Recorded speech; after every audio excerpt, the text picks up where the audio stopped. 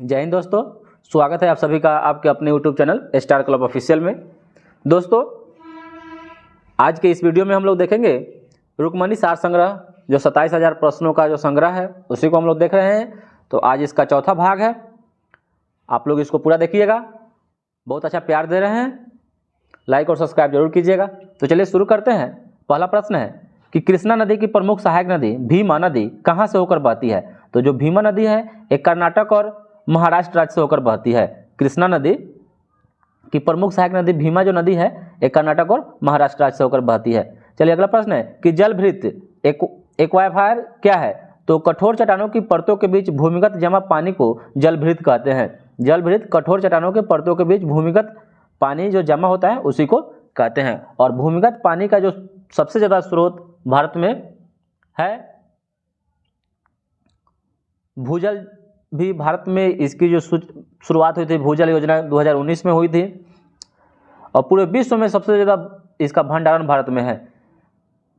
चलिए अगला प्रश्न है कि कौन सा पठार 500 मीटर की औसत ऊंचाई के साथ राजस्थान, मध्य प्रदेश और गुजरात के साथ फैला हुआ है। तो ये मालवा का पठार है। कौन सा पठार है? मालवा का पठार है। चलिए अगला प्रश्न है कि वर्षा जल संचयन का प्राथमिक उद्देश्य क्या है। तो वर्षा जल संचयन का प्राथमिक जो मुख्य उद्देश्य है वो है वर्षा की प्रत्येक बूंद को जमीन में रिसने में सहायता करना। अगला प्रश्न है कि हिमालय के संबंध में सही क्या है। तो हिमालय की सबसे बाह्य पर्वतमाला को शिवालिक कहा जाता है, सही है। और ब्रह्मपुत्र हिमालय की सबसे पूर्वी सीमा में स्थित है। कुमाऊं हिमालय सतलज और काली नदियों के बीच में स्थित है। ये सब अकॉर्डिंग टू ऑप्शन है, लेकिन जितना भी पॉइंट है सभी बात सही है। अगला प्रश्न है कौन सी नदी पंजाब में बहती है। तो पंजाब में चेनाब, रावी और ब्यास नदी बहती है। चेनाब, रावी और ब्यास नदी बहती है। चलिए अगला है कि एक बड़े बांध के निर्माण का सबसे कम महत्वपूर्ण कारण है। तो परिवारों के लिए नौका विहार, मछली पकड़ने और पिकनिक मनाने का स्थान। एक बड़े बांध के निर्माण का सबसे कम महत्वपूर्ण कारण है कि परिवारों के लिए नौका विहार, मछली पकड़ने और पिकनिक मनाने का स्थान। अगला प्रश्न है कि सरदार सरोवर बांध किस नदी पर है। तो सरदार सरोवर नर्मदा नदी पर है। अगला प्रश्न है कि अनाई मुड्डी पर्वत किस राज्य में स्थित है। तो अनाई मुड्डी जो है एक केरल राज्य में स्थित है। अगला प्रश्न है कि भारतीय उष्णकटिबंधीय मौसम विज्ञान संस्थान किस शहर में स्थित है। तो ये पुणे में है। अगला प्रश्न देखते हैं कि राष्ट्रव्यापी दूध ग्रिड बनाने के लक्ष्य के तहत ऑपरेशन फ्लड का शुभारंभ कब किया गया था। तो ये 1970 ईस्वी में किया गया था। Operation flood doctor Verghese Kurien इससे संबंधित व्यक्ति हैं। चलिए अगला प्रश्न है कि भारत की सबसे बड़ी प्रायद्वीपीय नदी कौन सी है। तो ये गोदावरी है, जिसको वृद्ध गंगा के नाम से भी जाना जाता है। अगला प्रश्न है कि कौन सा उद्योग हुगली नदी के तट पर सबसे अधिक विकसित हुआ है। तो ये जूट उद्योग है और जूट के उत्पादन में विश्व में दूसरा स्थान भारत का है, प्रथम बांग्लादेश का है। और भारत में कौन राज्य है। तो पश्चिम बंगाल एक नंबर पर है। अगला प्रश्न है कि गढ़वाल का जो संबंध है किससे है। तो ये चिपको आंदोलन से। चिपको आंदोलन सुंदरलाल बहुगुणा उसके प्रणेता थे, जिसमें वृक्षों के बचाव के लिए आंदोलन किया गया था। अगला प्रश्न है कि लोहित किस नदी की सहायक नदी है। तो लोहित जो है ये ब्रह्मपुत्र की सहायक नदी है। चलिए अगला प्रश्न देखते हैं कि ओजोन छिद्र कहाँ स्थित है। तो ओजोन जो छिद्र है ये अंटार्कटिका के ऊपर है। अंटार्कटिका के ऊपर है। ओजोन में जो छिद्र हो रहा है उसका कारण क्या है। तो CFC क्लोरोफ्लोरोकार्बन के कारण हो रहा है। और उसके बाद अम्ल वर्षा। चलिए अगला है 2011 की जनगणना के अनुसार किस राज्य में बौद्ध धर्म के अनुयायियों की संख्या सर्वाधिक है। तो बौद्ध धर्म के अनुयायियों की संख्या जो है महाराष्ट्र राज्य में सबसे अधिक है। अगला प्रश्न है कि किस राज्य में कोयला का सबसे बड़ा भंडार पाया गया है। तो ये झारखंड में है। वर्तमान में तो अभी उड़ीसा देता है, लेकिन याद रखिएगा उड़ीसा झारखंड दोनों में कोयला का भंडार सबसे ज़्यादा है। और किस राज्य में 1901 ईस्वी के बाद भारत में सबसे पुरानी कार्यरत रिफाइनरी खोजी गई यह है। तो ये असम के डिगबोई में। चलिए अगला प्रश्न है कि कौन सी गोवा की राजभाषा है। तो गोवा की जो राजभाषा है वो कोंकणी है। गोवा मांडवी नदी के किनारे स्थित है। गोवा की राजधानी पणजी है। अगला प्रश्न है कि संयुक्त वन प्रबंधन किसका उदाहरण है। तो ये भागीदारी दृष्टिकोण से। अगला प्रश्न है कि यदि लकड़ी प्राप्त करने के लिए जंगल में कई पेड़ काटे जाते हैं तो पर्यावरण को क्या नुकसान होता है। तो इससे मिट्टी का क्षरण और गिरावट हो जाती है। अगला प्रश्न है कि बावड़ी क्या होती है। तो जल एकत्र करने का एक पारंपरिक तरीका को बावड़ी बोला जाता है, बावड़ी। चलिए अगला प्रश्न देखते हैं कि तापी नदी का उद्गम कहाँ से होता है। तो ये सतपुरा पर्वतमाला से होता है। अगला प्रश्न है कि कुल्हड़ का उपयोग क्यों बंद कर दिया गया है। तो मिट्टी के उपयोग से उपजाऊ मिट्टी के ऊपर परत को नुकसान हुआ, इसी कारण इसको कुल्हड़ का उपयोग बंद कर दिया गया। अगला प्रश्न है कि वर्सोवा अंधेरी वेस्ट मुंबई में स्थित बम्बई नजरिया एक छोटा सा कैफे है जो केवल ट्रांस गैर बाइनरी लोगों को कर्मचारी के रूप में काम पर रखता है। यह किस संगठन द्वारा समर्पित है। तो ये हमसफर ट्रस्ट के द्वारा समर्पित है। अगला प्रश्न है कि कौन सा नदी गौमुख हिमनद ग्लेशियर से निकलती है और देवप्रयाग में गंगा बनने के बाद अलकनंदा नदी में मिलने से पहले वह लगभग 193 किलोमीटर तक प्रवाहित होती है। तो भागीरथी। कौन सा है? राइट आंसर इसका हो जाएगा भागीरथी। अगला प्रश्न है कि भारत के किस राज्य में बांदीपुर राष्ट्रीय उद्यान है? तो बांदीपुर राष्ट्रीय उद्यान एक कर्नाटक राज्य में स्थित है। चलिए अगला प्रश्न देखते हैं। अगला प्रश्न है कि गुजरात के अंकलेश्वर क्षेत्र में किस ऊर्जा संसाधन के लिए प्रसिद्ध है? तो गुजरात का जो अंकलेश्वर क्षेत्र है ये पेट्रोलियम के लिए प्रसिद्ध है। अगला प्रश्न है आराबारी वन कहाँ स्थित है? तो जो आराबारी वन जो है ये मिदनापुर कहाँ है? पश्चिम बंगाल में। और माजुली नदी द्वीप किस द्रोणी बेसिन की विशाल गतिशील नदी प्रणाली का एक हिस्सा है? तो जो माजुली नदी द्वीप जो है ये ब्रह्मपुत्र नदी का हिस्सा है। अगला प्रश्न देखते हैं कि ग्रीष्म में उत्तर और पश्चिमी भारत में दिन के दौरान चलने वाली तेज आवेगी गर्म शुष्क पवनों को किस रूप में जानते हैं? तो उत्तर भारत है तो ये लू के नाम से इसको जानते हैं। किस नाम से जानते हैं? लू के नाम से जानते हैं। अगला प्रश्न है कि 1970 के दशक में चिपको आंदोलन शुरू करने वाली महिलाएं किसकी रक्षा करना चाहती थी? तो एक अक्षय संसाधन पेड़ का रक्षा करना चाहती थी। अगला प्रश्न है कि कौन सा चेम पर्व या फसल कटाई उत्सव एक धन्यवाद ज्ञापन अनुष्ठान है जिसमें किसान देवताओं से प्रार्थना करते हैं कि उनका आशीर्वाद निरंतर उन पर बना रहे? इनमें से किस राज्य में मनाया जाता है? तो कौन सा चेम पर्व या उत्सव याद रखिए, कौन सा चेम ये गोवा में मनाया जाता है। कौन सा चेम गोवा में मनाया जाता है। और पश्चिमी तट पर स्थित कौन पश्चिमी घाट और अरब सागर के बीच एक केंद्रीय भूभाग है? तो ये गोवा है और गोवा में मार्मागोवा बंदरगाह स्थित है। याद रखिएगा गोवा मार्मागोवा। अगला प्रश्न है कि भारत का सबसे ठंडा आवासीय स्थान का नाम क्या है? तो सबसे ठंडा आवासीय स्थान का नाम है द्रास। चलिए अगला प्रश्न देखते हैं कि कौन सा पर्वतमाला भारत के दक्षिण में सतपुरा पर्वतमाला और दक्षिण पश्चिम में अरावली पर्वतमाला से घिरी हुई है? तो ये विंध्याचल पर्वतमाला है। अगला प्रश्न है कि चिपको आंदोलन संबंधित है तो वन संरक्षण से। चलिए अगला प्रश्न है कि कौन दुनिया की सबसे ऊंची मोटर वाहन चलाने योग्य सड़क है? और हिमालय की चोटियों में एक पहाड़ी दर्रा है जो सिक्किम और चीन के तिब्बत स्वायत्त क्षेत्र को जोड़ता है, तो ये नथुल्ला दर्रा है। चलिए अगला प्रश्न देखते हैं कि गंगा का मैदान घग्गर और तीस्ता नदियों के बीच फैला हुआ है जिसमें से लगभग 79% बेसिन का क्षेत्र भारत में है। और बेसिन कितने राज्यों और केंद्र शासित प्रदेशों तक जो फैला हुआ है? तो जो ये गंगा का जो बेसिन है 11 राज्यों तक फैला हुआ है। चलिए अगला प्रश्न है कि कौन सा विधि खुले क्षेत्र में मिट्टी के पौन अपरदन को रोकती है या कम करती है? तो बगीचे के लिए बार के रूप में वृक्षों या बड़ी झाड़ियों का उपयोग करना। मिट्टी के अपरदन को सबसे बढ़िया है पेड़ लगाइए, मिट्टी का अपरदन रुकेगा। ओजोन परत की पतली हो जाए उसका प्रभाव पड़ेगा तो त्वचा के कैंसर के मामले बढ़ेंगे। चलिए अगला प्रश्न है क्योंकि पराबैंगनी किरण को ये रोकता है ओजोन परत, किसका उपयोग भारत और ब्रिटेन के बीच विदेशी व्यापार के लिए एक राजमार्ग के रूप में किया गया था? क्योंकि 1869 में इसके खुलने से परिवहन की लागत कम हो गई थी और भारतीय बाजार तक पहुंच आसान हो गई थी। तो ये सुएज नहर, लाल सागर और भूमध्य सागर को सुएज नहर जोड़ती है। चलिए अगला प्रश्न है कि समृद्ध पहल का पूर्ण रूप क्या है? ना समृद्ध पहल होगा का पूर्ण रूप क्या है? तो sustainable access to markets and resources for innovative delivery of health care. तो जो समृद्ध पहल है इसका पूर्ण रूप है sustainable access to markets and resources for innovative delivery of health care. चलिए अगला प्रश्न देखते हैं कि कौन सा जिला क्षेत्रफल में 1672 स्क्वायर किलोमीटर के मामले में तमिलनाडु का सबसे छोटा जिला है? तो एक कन्याकुमारी है। चलिए अगला प्रश्न देखते हैं कि कोयले और पेट्रोलियम के संबंध में इनमें से कौन सा कथन गलत है? तो अकॉर्डिंग टू सब ऑप्शन है कि ये पृथ्वी पर मौजूद असीमित संसाधन है। ये असीमित नहीं है, सीमित है। चलिए अगला प्रश्न देखते हैं कि भारत की प्राचीनतम पर्वतमाला कौन सी है? तो अरावली है। कहाँ पर है? राजस्थान में है। अगला प्रश्न है कि कैथेड्रल ऑफ मेरी हेल्प ऑफ क्रिश्चियंस भारत के किस राज्य में स्थित है? कैथेड्रल ऑफ मेरी हेल्प ऑफ क्रिश्चियंस भारत के मेघालय राज्य में स्थित है। अगला प्रश्न है कि कर्क रेखा भारत के किस राज्य से होकर नहीं गुजरती है? तो ये उड़ीसा से होकर नहीं गुजरती है, 8 राज्यों से होकर गुजरती है और विश्व के 17 देशों से होकर गुजरती है और भारत के 8 राज्यों से होकर गुजरती है। पिछले वीडियो में हम बता चुके हैं, याद रखिएगा, ट्रिक है मित्र पर गमछा झाड़। चलिए अगला प्रश्न है कि 2011 की जनगणना के अनुसार भारत में तीसरी सबसे अधिक बोले जाने वाली भाषा के रूप में तेलुगु की जगह ले लिया है? तो ये मराठी भाषा ले लिया है। चलिए अगला प्रश्न है कि किसका उपयोग वर्मी कंपोस्ट में किया जाता है? तो ये केंचुआ को किसानों का मित्र कहा जाता है। चलिए अगला प्रश्न देखते हैं कि गोदावरी नदी अरब सागर से लगभग 80 किलोमीटर दूर 1067 मीटर की ऊंचाई पर स्थित कहां से निकलती है? तो ये त्र्यंबकेश्वर के पहाड़ी से निकलती है। गोदावरी नदी त्र्यंबकेश्वर के पहाड़ी से निकलती है। अगला प्रश्न है कि मुख्यतः महाराष्ट्र और गुजरात में मनाए जाने वाली पारसी नव वर्ष को किस रूप में जाना जाता है और यह ईसाई कैलेंडर की शुरुआत का प्रतीक है? तो यह नवरोज है और नवरोज त्यौहार बलबन के समय में शुरू हुआ था।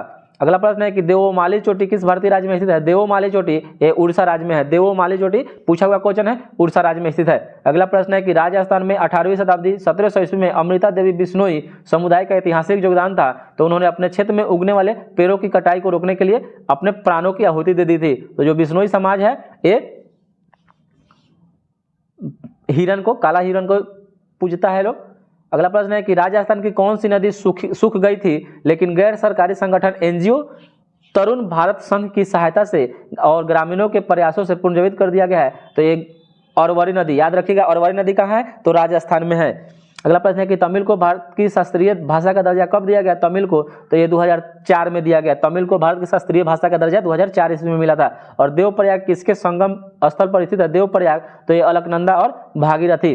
चलिए अगला प्रश्न देखते हैं कि 1272 हेक्टेयर में फैले बुरी तरह क्षतिग्रस्त साल के वनों के संरक्षण में मदद के एवज में ग्रामीणों को किस क्षेत्र में रोजगार प्रदान किया गया था? तो ये वन वर्धन यानी वन को बढ़ाने के लिए। अगला प्रश्न है कि भारत में किस अवधि सामान्यतः वर्षा के आगमन का समय होता है जिससे अचानक वृद्धि होती है और कई दिनों तक लगातार जारी रहती है, जिससे मानसून का प्रस्कोट कहा जाता है? तो ये जून की शुरुआत से सितंबर, तो जून से सितंबर तक ये दक्षिण पश्चिम मानसून के तहत भारत में वर्षा होती है, याद रखिएगा। अगला प्रश्न है कि कौन सा दर्रा हिमाचल प्रदेश राज्य में पर्वतीय दर्रा है जो कुल्लू घाटी को लाहौल स्पीति घाटी से जोड़ता है? तो कुल्लू घाटी को लाहौल स्पीति से जोड़ता है, ये रोहतांग दर्रा है। ये कहाँ है? हिमाचल प्रदेश में। अगला प्रश्न है कि किस राज्य में जेट ब्लैक ग्रेनाइट का सबसे बड़ा भंडार है? तो ये कर्नाटक में। और भारत में सबसे ज्यादा सोना भी कर्नाटक में कोलार खान में पाई जाती है। अगला है 1955 में मंजूर की गई ग्राम एवं लघु उद्योग समिति जिसने ग्रामीण विकास को बढ़ावा देने के लिए लघु उद्योगों के उपयोग की संभावना पर ध्यान दिया,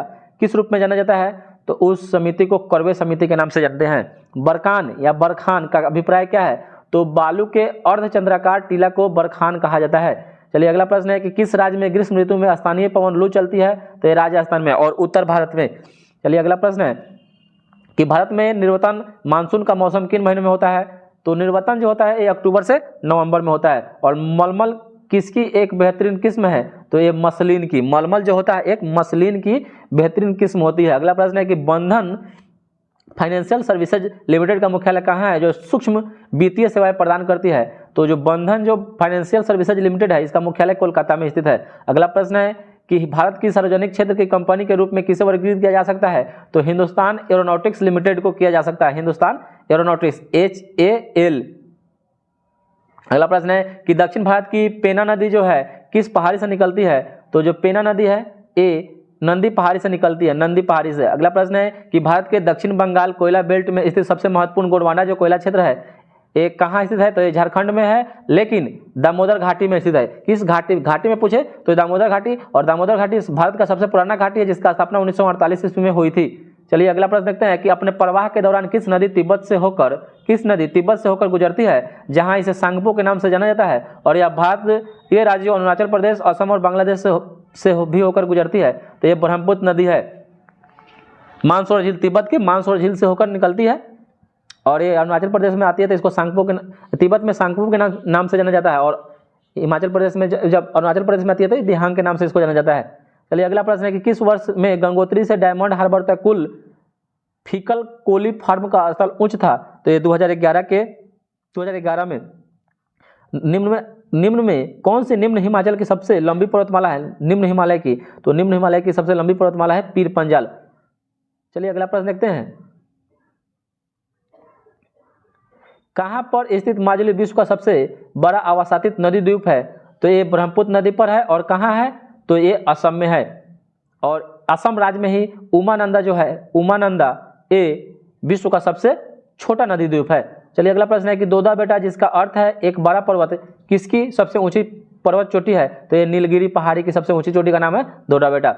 अगला प्रश्न है कि किस स्थान पर क्षोभ मंडल की मोटाई सबसे अधिक होती है? तो ये भूमध्य रेखा पर होती है। भूमध्य रेखा पर क्षोभ मंडल की जो ऊंचाई होती है, मोटाई जो होती है सर्वाधिक होती है। और क्षोभ मंडल में जितनी भी मौसमी जो घटनाएं होती है सब क्षोभ मंडल में ही घटित होती है। अगला प्रश्न है कि बुसु जीवा महोत्सव किस राज्य में मनाया जाता है? बुसु जीवा बहुत ही इंपॉर्टेंट क्वेश्चन है, ये नागालैंड में मनाया जाता है बुसु जीवा। अगला प्रश्न है सतलज और काली नदियों के बीच स्थित हिमालय के हिस्से को क्या कहा जाता है? सतलज और काली नदी। तो काली नदी एक सतलज और काली, तो कुमायूं हिमालय उसको कहते हैं। क्या कहते हैं? कुमायूं हिमालय। अगला प्रश्न है कि वह एकमात्र वस्तु क्या है जो हमें प्राकृतिक संसाधनों से नहीं बल्कि सीधे पृथ्वी के बाहर से प्राप्त होती है? उसको ऊर्जा कहते हैं। और कार्य करने की क्षमता को ऊर्जा कहा जाता है। कार्य करने की क्षमता को ऊर्जा कहा जाता है। अगला प्रश्न है किस अभ्यारण्य में एक सींग वाले गेंडे की संख्या सर्वाधिक है? तो एक काजीरंगा। कहाँ है? असम में है। काजीरंगा असम में है। अगला प्रश्न देखते हैं कि 2 नवंबर 2020 को भारतीय खेल प्राधिकरण का नवीनतम क्षेत्रीय केंद्र कहाँ खोला गया? तो ये जीरकपुर में खोला गया। कहाँ खोला गया? जीरकपुर। भारतीय खेल प्राधिकरण का नवीनतम क्षेत्रीय केंद्र कहाँ खोला गया? जीरकपुर में।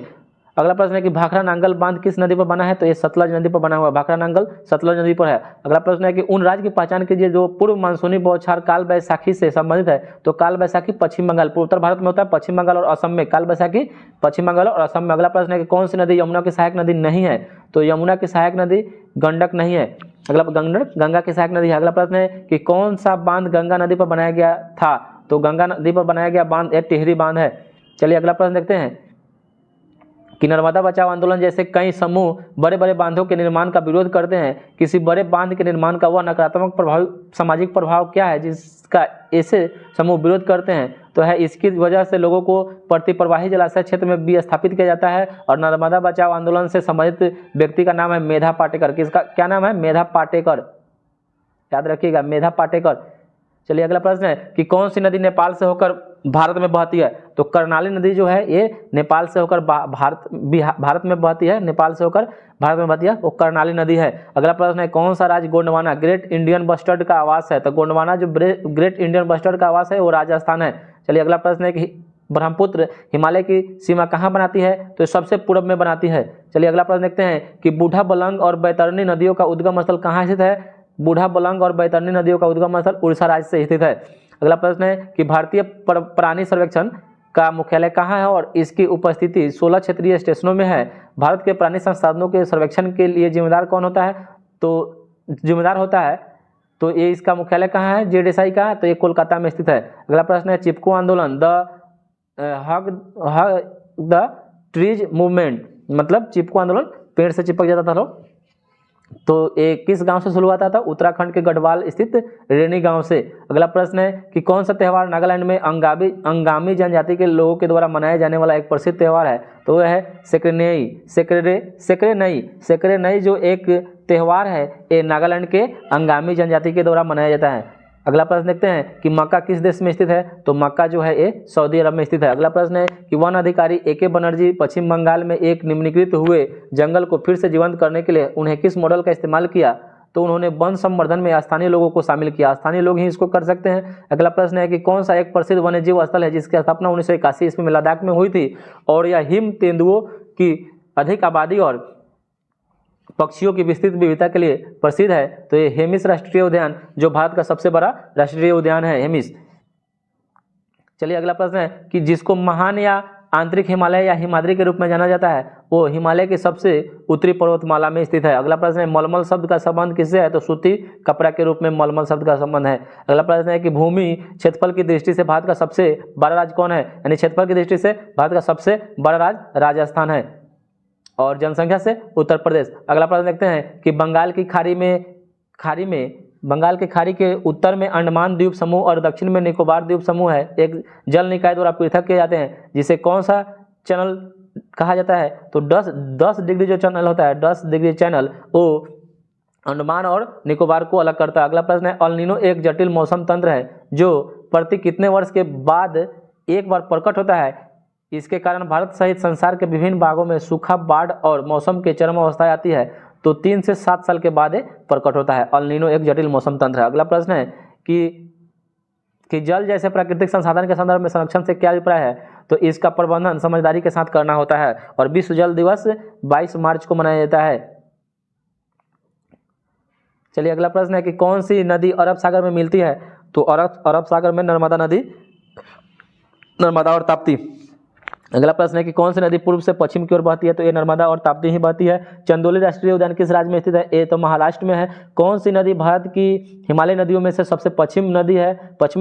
तो ये सिंधु नदी है। अगला प्रश्न है कि हिमालय की बाह्यतम पर्वत श्रेणी शिवालिक है जिसकी ऊंचाई 900 से 1100 मीटर के बीच में है। चौड़ाई कितने के बीच में है? तो 10 से 50 किलोमीटर के बीच में। चलिए अगला प्रश्न है कि भारत पूरी तरह से उत्तरी गोलार्ध में स्थित है और मुख्य भूभाग कितनी उत्तरी अक्षांश के बीच स्थित है, तो ये 37 डिग्री 6 मिनट। चलिए अगला प्रश्न देखते हैं कि किस वर्ष उत्तराखंड में असामान्य मात्रा में वर्षा हुई थी, जिसके कारण चोराबाड़ी ग्लेशियर के टूटने और मंदाकिनी नदी में गिरने से नदी का जलस्तर खतरनाक रूप से बढ़ गया था, तो ये 2013 में। चलिए अगला प्रश्न है कि प्रभावित लोगों की संख्या के मामले में कौन सा महाद्वीपीय ग्लोबल वार्मिंग में सर्वाधिक पीड़ित होगा, तो एशिया होगा। महासागरों में स्तर में वृद्धि होगी, क्योंकि विश्व में सबसे ज़्यादा एशिया महादेश में ही लगभग 60% जनसंख्या निवास करती है। चलिए अगला है कि प्रसिद्ध माजुली द्वीप किस नदी पर स्थित है, तो ये ब्रह्मपुत्र नदी पर स्थित है। अगला प्रश्न देखते हैं कि जब मुख्य नदी या दूसरे के समानांतर बहती हो और सहायक नदियाँ उनमें समकोण पर मिलती हो, तो ऐसे प्रतिरूप को कौन सा अपवाह प्रतिरूप कहते हैं, तो इसको जालीनुमा अपवाह प्रतिरूप कहते हैं। अगला प्रश्न है इलायची पहाड़ियाँ भारत के किस राज्य में स्थित है, इलायची पहाड़ियाँ, तो ये कार्डिनम जिसको पहाड़ी बोलते हैं, एक केरल राज्य में स्थित है। अगला प्रश्न है कि हिमालय राष्ट्रीय उद्यान के अल्पाइन मीडोज में भेड़ों द्वारा नियंत्रित मौसमी चराई का क्या प्रभाव हुआ था, तो इसमें क्या है कि इससे पुरानी घास हट गई और नई घास उगना संभव हुआ। चलिए अगला प्रश्न है कि भारत अपने 3.28 मिलियन वर्ग किलोमीटर क्षेत्रफल के साथ विश्व के भू क्षेत्रफल का 2.4% है और यह विश्व का कौन सा सबसे बड़ा देश है, तो ये 7वां सबसे बड़ा देश है। देखिए क्वेश्चन वही है, बस इसको घुमा फिरा के इसमें क्वेश्चन पूछा जाता है, जिससे लगेगा कि क्वेश्चन बहुत भारी पूछा हुआ, नहीं। तो क्षेत्रफल की दृष्टि से भारत 7वां बड़ा देश है और विश्व की जनसंख्या का 2.42% है और जनसंख्या का 17% है। अगला प्रश्न है कि ग्रीष्म ऋतु के निकट आते हैं विशेष रूप से केरल और कर्नाटक में मानसून पूर्व वर्षा का होना सामान्य घटना है। इस वर्षा को क्या कहते हैं, इसको आम्र वर्षा के नाम से जानते हैं, आम्र वर्षा के नाम से जानते हैं। चलिए अगला प्रश्न देखते हैं कि महाराष्ट्र में पश्चिमी घाटों को स्थानीय रूप से किस नाम से जानते हैं, तो इसको सह्याद्री के नाम से जानते हैं। अगला प्रश्न है कि हिमालय की कामेट चोटी भारत के किस राज्य में स्थित है, कामेट जो चोटी है ये उत्तराखंड राज्य में स्थित है। अगला प्रश्न है कि मिदनापुर जिले के अराबारी वन क्षेत्र में स्थानीय समुदाय की सक्रिय और ऐच्छिक भागीदारी से किस प्रकार के उल्लेखनीय सुधार हुआ है, तो ये साल के वन में उल्लेखनीय सुधार हुआ है। चलिए अगला प्रश्न है कि भारत का कौन सा राज्य नर्म असंपीड़ित निक्षेपों से निर्मित है, जिसे मोलासिस बेसिन के रूप में जाना जाता है, तो ये किस राज्य में है मोलासिस बेसिन, ये मिजोरम राज्य में स्थित है। कौन सा राज्य दक्षिण पश्चिम मानसून से सबसे पहले वर्षा प्राप्त करता है, तो मानसून जो आता है सबसे पहले केरल में आता है। सोन नदी किस नदी तंत्र से संबंधित है, यानी किसकी सहायक नदी है, तो ये गंगा की सहायक नदी है। सोन नदी गंगा की सहायक नदी है। अगला प्रश्न है कि कौन सा मुद्रा आपूर्ति के मापन हेतु सर्वाधिक प्रयुक्त सबसे साधारण रूप है, तो ये M3। अगला प्रश्न है कि प्राकृतिक संसाधनों के सतत उपयोग की दिशा में बढ़ने के लिए सरकार कौन सा कदम उठा सकती है, तो मेट्रो और बस सेवाओं का निर्माण कर सकती है। अगला प्रश्न है कि 2011 की जनगणना के अनुसार भारत का लिंग अनुपात लगभग 1000 पुरुषों पर 940 महिलाएं थीं और सबसे ज़्यादा कहाँ है भारत में, केरल में 1000 पर 181 है।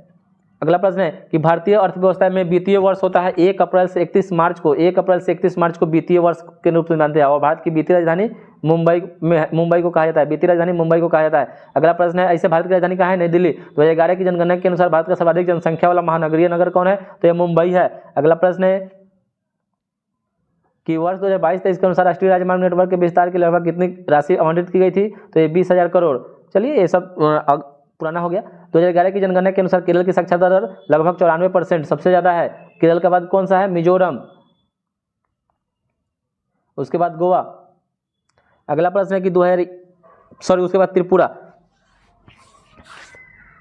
तब गोवा। 2011 की जनगणना के अनुसार केरल की साक्षरता दर 94% और भारत में किस संस्था द्वारा 1 रुपये के करेंसी नोट और सिक्के निर्गत किए जाते हैं, तो ये वित्त मंत्रालय के द्वारा किए जाते हैं। पूंजी बजट एक घटक है, तो पूंजी बजट जो है एक गैर योजनागत पूंजीगत व्यय होता है और 2011 की जनगणना के अनुसार भारत के किस राज्य में लिंग अनुपात सबसे अधिक है, तो केरल और सबसे कम हरियाणा। चलिए अगला प्रश्न है 2011 की जनगणना के अनुसार भारत का सबसे अधिक जनसंख्या वाला राज्य उत्तर प्रदेश, दूसरा महाराष्ट्र, तीसरा MP मध्य प्रदेश।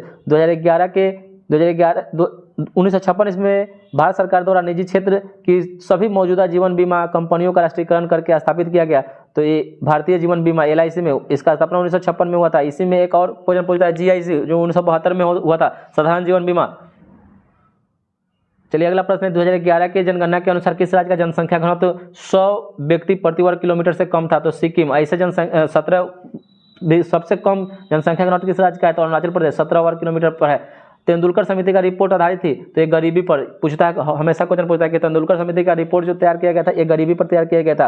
अगला प्रश्न है कि सभी बहुपक्षीय व्यापार समझौतों को संचालित करने के लिए एक वैश्विक व्यापार संगठन के रूप में 23 विदेशों के साथ 1948 में स्थापित किया गया था, तो ये टैरिफ और व्यापार पर समझौता, सामान्य समझौता, टैरिफ और व्यापार पर सामान्य समझौता। अगला प्रश्न 2011 की जनगणना के अनुसार देश का सबसे कम जनसंख्या वाला जिला राज्य, तो ये हो जाएगा सिक्किम।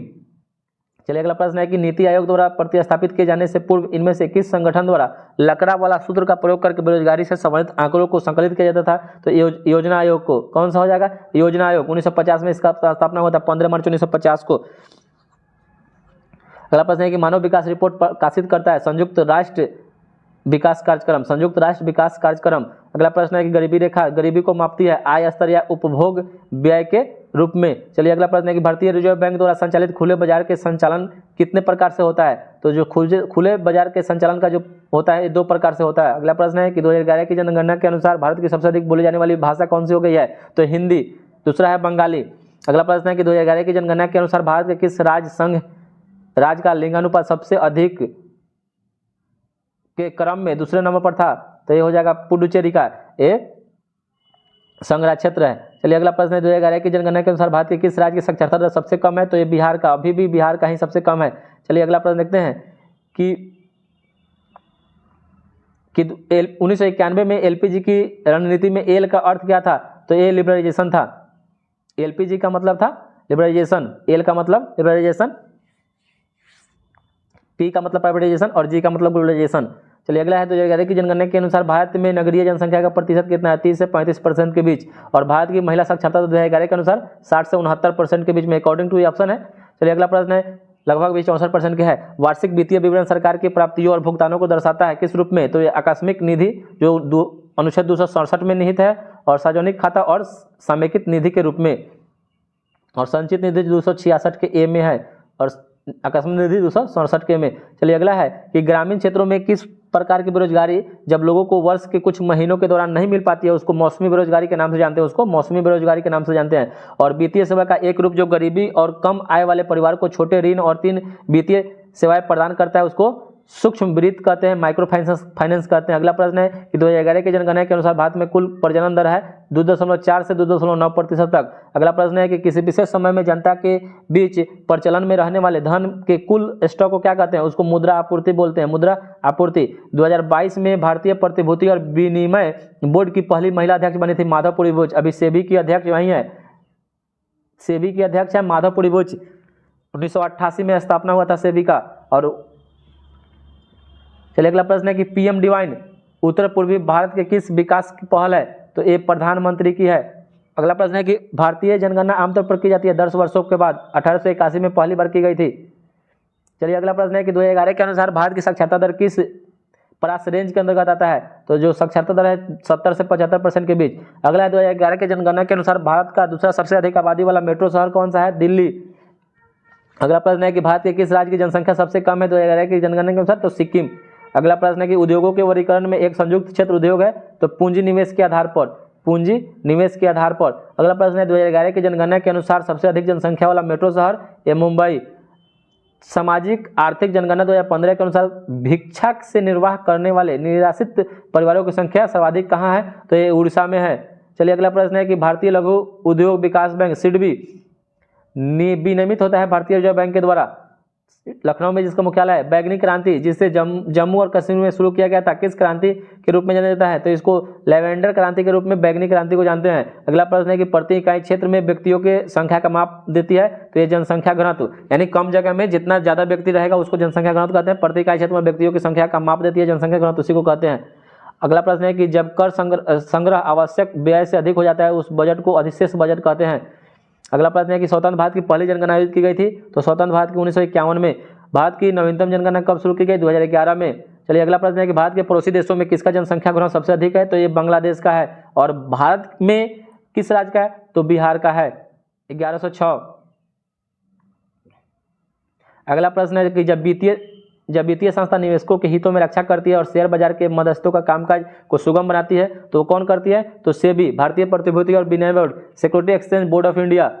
अगला प्रश्न है कि राजकोषीय घाटा को क्या कहा जाता है, तो कुल व्यय आधार के अलावा कुल प्राप्तियाँ होती है उसी को राजकोषीय घाटा कहा जाता है। अगला प्रश्न है कि आमतौर पर किसी आर्थिक सूचकांक में वर्षों की श्रृंखला के किस वर्ष को आधार वर्ष कहा जाता है? तो ये पहले वर्ष को जो होता है उसको आधार वर्ष कहा जाता है। चलिए अगला है कि वह मुद्रा जिसके भुगतानकर्ता और प्राप्तकर्ता के बीच विश्वास के कारण विनिमय के माध्यम के रूप में स्वीकार किया जाता है तो उसको प्रत्यायी मुद्रा कहते हैं। अगला प्रश्न है जब सरकार ब्याज भुगतान के बैकलॉग को समाप्त करने के लिए केवल उधार लेने का सहारा लेती है तो इसे संदर्भित किया जा सकता है शून्य प्राथमिक घाटा के रूप में। अगला प्रश्न है कि सरकार द्वारा वित्तीय अनुशासन की कमी की परिणति को कहते हैं अतिरिक्त व्यय और मुद्रास्फीति। अगला प्रश्न है कि मुद्रा की कैसी मांग मुख्य रूप से भावी प्राप्तियों और व्यय की अनिश्चितता के कारण उत्पन्न होती है? तो एहतियाती जो मांग मुद्रा होती है ये अनिश्चितता के कारण पैदा हो जाती है। वह दर जिस पर आरबीआई वाणिज्यिक बैंकों को अल्प अवधि के लिए उधार देता है उसको रेपो रेट कहते हैं। रेपो रेट आरबीआई वाणिज्यिक बैंकों को लोन देगी उसको रेपो रेट बोलेंगे। अगला प्रश्न है कि भारत में स्थापित पहला क्षेत्रीय ग्रामीण बैंक था। भारत में स्थापित पहला क्षेत्रीय ग्रामीण बैंक था प्रथम ग्रामीण बैंक। 1972 में स्थापना इसका 1975 से ये शुरू किया गया क्षेत्रीय ग्रामीण बैंकों का। एसएलआर का फुल फॉर्म क्या होता है? तो स्टैट्यूटरी लिक्विडिटी रेशियो होता है। अगला प्रश्न है कि फैक्टर कॉस्ट पर एनडीपी बराबर फैक्टर कॉस्ट पर जीडीपी उसको क्या कहते हैं? तो इस मूल्यह्रास कहते हैं। अगला प्रश्न है कि उपादान भुगतान प्रवाह का कौन सा कोण राष्ट्रीय आय का अनुमान लगाने का आधार बनता है? तो ये आय वितरण कोण। अगला प्रश्न है कि भारत में सूक्ष्म वित्त आंदोलन को औपचारिक रूप से किसके द्वारा और कब पायलट आधार पर शुरू किया गया? तो इसका राइट आंसर हो जाएगा राष्ट्रीय कृषि और ग्रामीण विकास बैंक नाबार्ड 1992। अगला प्रश्न है कि केसीसी का फुल फॉर्म क्या होता है? तो केसीसी का होता है किसान क्रेडिट कार्ड और केवाईसी का होता है नो योर कस्टमर। और भारत सरकार द्वारा ऋण का भुगतान किसका एक उदाहरण है? तो पूंजीगत व्यय का। और आय में एक छोटी सी वृद्धि का अनुपात जिससे खपत व्यय में वृद्धि होगी को जाना जाता है? तो ये सीमांत उपभोग प्रवृत्ति। अगला प्रश्न देखते हैं कि मुद्रा पूर्ति के संदर्भ में असत्य कथन क्या है? तो अर्थव्यवस्था में अकेले धन का कुल स्टॉक अर्थव्यवस्था में समग्र तरलता निर्धारित करता है। तो इस मुद्रा पूर्ति के संदर्भ में असत्य कथन है। और करों में से जहां प्रभाव उस व्यक्ति पर पड़ता है जिसके लिए यह कानूनी रूप से लगाया जाता है तो उसको प्रत्यक्ष कर बोलते हैं। चलिए अगला प्रश्न है कि उत्पादन के किस चरण में सीमांत उत्पाद वक्र ऋणात्मक क्षेत्र में गमन करता है? तो ये लास्ट चरण 3 में। अगला प्रश्न है कौन सा नियम कहता है कि यदि हम अन्य इनपुटों को नियत रखकर एक इनपुट के नियोजन में वृद्धि करते रहते हैं तो अंततः एक ऐसे बिंदु पर पहुंच जाएंगे जिसके बाद आउटपुट में परिणामी वृद्धि घटने लगेगी? तो ये इसका राइट आंसर हो जाएगा ह्रासमान सीमांत उत्पादन नियम। चलिए अगला प्रश्न है कि स्वतंत्रता के बाद भारत में पहली बार वन्य जीव संरक्षण अधिनियम किस वर्ष लागू हुआ था? तो ये 1972 ईस्वी में। अगला प्रश्न है कि साधन आय के स्रोत हैं? तो किराया, प्रशासनिक और लाभ। और भारतीय लघु उद्योग विकास बैंक सिडबी और इक्विफैक्स द्वारा प्रकाशित एक समाचार पत्र है तो माइक्रो फाइनेंस पल्स। आज के लिए इतना ही, फिर मिलते हैं दूसरे वीडियो में। तब तक के लिए जय हिंद, वंदे मातरम। लाइक और सब्सक्राइब और शेयर जरूर कीजिएगा दोस्तों ताकि मोटिवेशन मिलेगा। और ऐसे ही रोज दिन आप लोगों को इस किताब को ख़त्म कर दिया जाएगा, रोज दिन इसका वीडियो लाया जाएगा। तो चलिए